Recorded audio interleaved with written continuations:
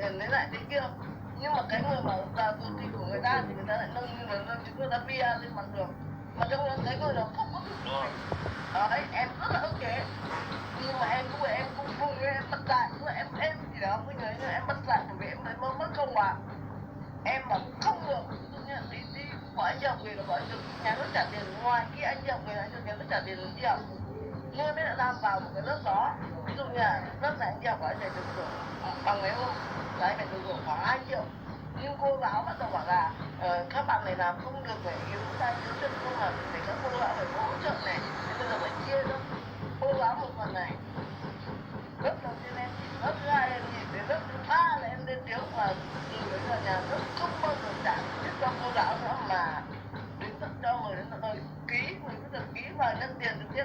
Em đến nỗi mà em với cô giáo cũng là từng là và cũng của em bên trong câu chuyện đó cũng bắt đầu